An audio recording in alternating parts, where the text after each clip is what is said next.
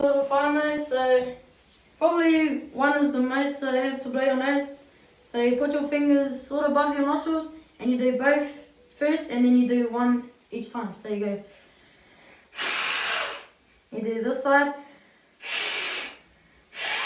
to get all that hoop out. And either put it in the rubbish close to you or just chuck it in the toilet and then flush. And to sneeze or cough, you just do it in here, over here. So, achoo, or and yeah.